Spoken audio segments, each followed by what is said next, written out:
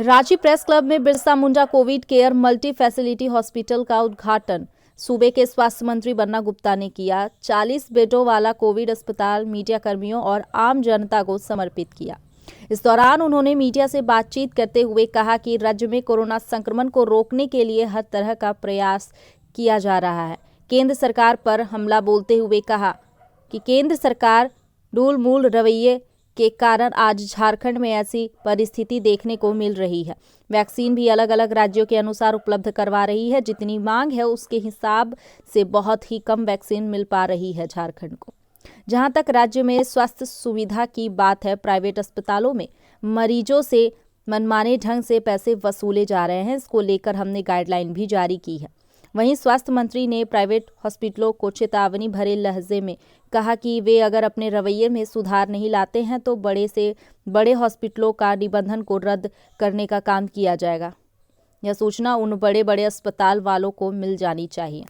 साथ ही स्वास्थ्य मंत्री ने अस्पतालों में बेड की उपलब्धता पर बोलते हुए कहा कि सरकारी अस्पताल हो या निजी अस्पताल, ऑक्सीजन युक्त बेड उपलब्ध है। अगर किसी को ज़रूरत होती है तो उसके लिए टोल फ्री नंबर भी जारी किया गया है। जहां तक ऑक्सीजन टैंकर बाहर भेजने का सवाल है तो हम लोग 3 स्टेट यूपी, दिल्ली और हरियाणा को ऑक्सीजन सप्लाई कर रहे हैं। झारखंड में पर्याप्त ऑक्सीजन उपलब्ध है। पहले भी ये कहा था और आज मैं फिर उसी बात को दोहरा रहा हूँ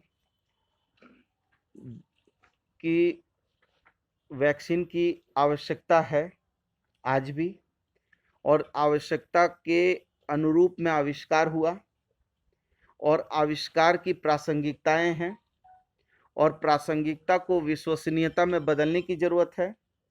तो विश्वसनीयता तो बदलने के लिए जब प्रधानमंत्री जी ने लोगों में जो जागृति पैदा करने का एक प्रयास किया था, थाली भी बजवाया था, ताली बजवाया था, मोमबत्ती जलाई थी, लोगों में जागृति लाई थी।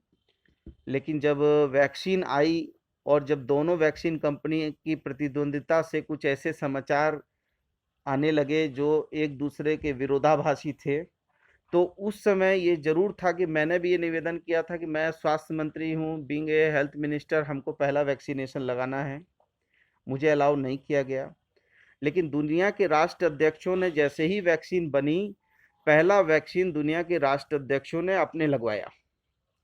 लेकिन जब ये वैक्सीन यदि प्रधानमंत्री जी पहला वैक्सीन यदि पहला डोज लगवाते, पहला डोज केंद्रीय स्वास्थ्य मंत्री लगवाते, हमारे जो है मैं लगवाता, तो लोगों में एक विश्वास पैदा होता, लोगों में एक अवेयरनेस आता।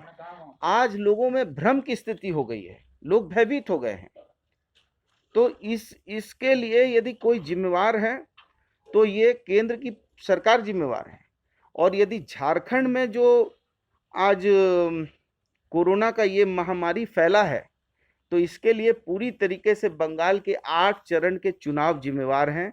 और जो केंद्र की सरकार ने गलत तरीके से, चुनाव आयोग ने गलत निर्णय लिए थे, और चूंकि हमारा चिचड़ा का बॉर्डर से लेकर साहबगंज का बॉर्डर तक बंगाल से झारखंड सटा है। जहां 4 कदम आप उधर जाइए तो बंगाल आ जाता है, 4 कदम इधर आइए तो झारखंड आ जाता है।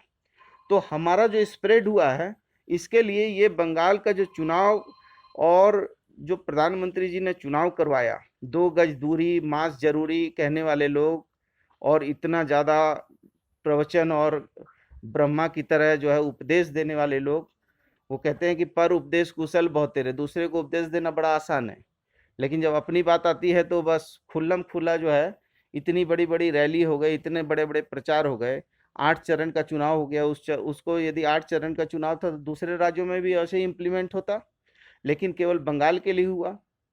तो ये कहीं ना कहीं बंगाल के चुनाव का दुष्परिणाम है कि झारखंड में ये बहुत तेज गति में स्प्रेड हुआ है।